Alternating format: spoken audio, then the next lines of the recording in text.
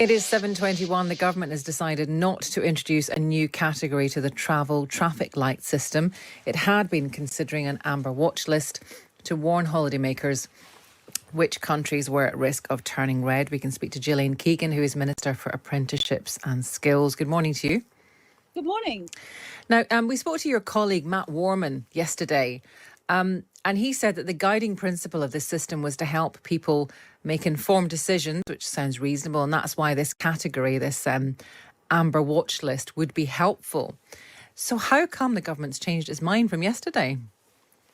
Well, I mean, there's been a lot of speculation as well on this, but effectively we're trying to tread this very careful balance between opening up travel and giving people the opportunity to travel and see their loved ones or go on holiday, but also to keep the country safe from new variants. And we're trying to sort of navigate that. And we have explored all options, looked at all options, but the most important thing is that the system is actually simple enough for people to understand. And there was a lot of discussion about these kind of different categories potentially being more complex and more difficult for people to navigate. So effectively we're trying to get that balance right, but it's important in any aspect of any system that we want people to follow, that it's simple enough for people to understand. There was a lot of pressure though as well, wasn't there, coming from certain people within government, very high profile people, and also the airline industry as well, who just feel that they keep talking about the vaccine dividend. We're all so highly vaccinated in this country, why on earth can we not open up the travel industry? Yeah, and at every step along the way, of course, people have made their views known, because these things, these decisions are big decisions, and they do impact industry and they do impact many people. So, that's right. And this has been a constant discussion. But of course, we do know the reason we're doing it is we do know, the impact of new variants. We've had this ourselves. We had Christmas very much curtailed because of the Alpha variant. And then we had our own sort of removal of restrictions delayed because of the Delta variant and the rise of that. So we do know that a new variant can change everything very quickly. So we're just trying to get that balance right to protect ourselves from new variants as much as we possibly can. You're here to announce a new fund for some specific sectors like creative construction and agricultural industries to be able to take on more apprentices. How will you actually measure the success of this scheme? Is the hope that some young people find a permanent job after their apprenticeship, or do they just do an apprenticeship and then kind of disappear off the radar? No, the vast majority of apprentices get a full-time job afterwards. So we very much expect that they will.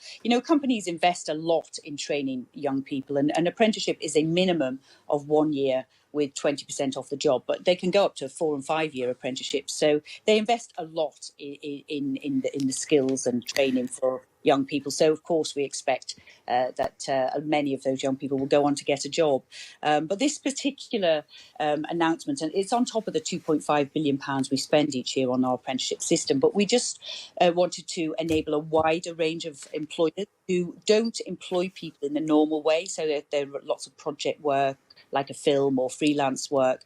And to solve some of those sectoral issues, we've introduced this flexi job apprenticeship, so they can also access the wide diversity of talent all across the country that want to work in these industries. But the apprenticeship system wasn't working so well because of the way the industry works. I'm still interested in how you measure the success of it, because there's not many people who are going to say, "Oh, that's a bad idea." It sounds like a great idea, but the great ideas, their kind of success is judged on the longevity of the result. So when you say the vast majority will go on to be employed, do you have a specific target which will be how you measure the success of the scheme?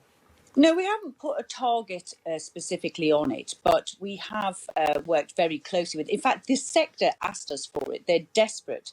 They've got 300,000 skills shortages across construction, about 30,000 across the creative industry. So they came to us and said, please help us to get more apprentices. We're desperate to get young people and diverse young people from all across the country working with us. And the apprenticeship is a great way to do that. But because of the way we work, and we have these project-based sort of contracts, it's very difficult for us. So they actually came to us with the request. So I don't actually have much of a concern that there isn't a genuine need and a genuine desire on behalf of the sector to access this fantastic talent of young talent pool.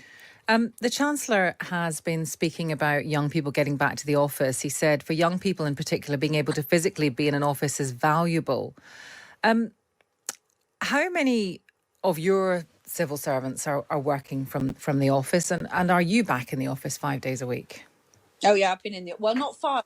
Spend Fridays in the constituency, but I've been in the office 4 days a week since June last year, as have many of us. Because obviously we've had to navigate these very difficult decisions during the pandemic, and many of the civil servants are also back now. More and more are coming back, and quite frank, they're all excited to come back. I think they've probably had enough of peering at each other as a Zoom screen for the last year and a half. So many people are coming back now. It is safe to go back, but of course we said, use the summer to be to sort of reintroduce people coming back, so that we do that in a safe way.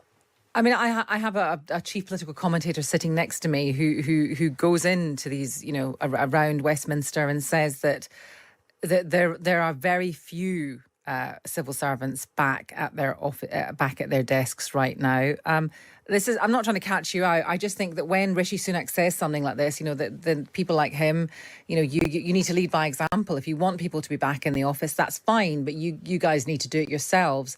And the evidence seems to be that definitely not that many civil servants are back physically in the office full time. So if you had to put a percentage on it, what would you say that it is? In the DfE, I would say probably 20-25% at the moment on any one day. I mean, obviously, different people are coming in different days. But, on any one day, your reporter going in would now probably see probably about 25% of people back. I mean, we've been there all the time, as have many civil servants who support us. Of course, the government's advice was to work from home, and we've only recently changed that advice to say it's safe to go back to the office. And of course, we're also in August, so some people are on holiday, etc. But I think, we've led by example, and I think more and more people will. But we have said use the summer. To get people coming back, get people comfortable with coming back. And, not everybody will be back all the time. Flexible working will be part of our future.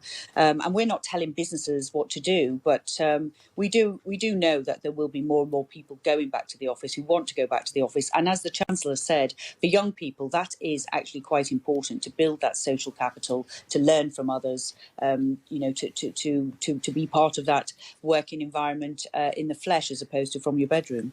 Okay, Gillian Keegan, thank you. She is Minister for Apprenticeships and Skills.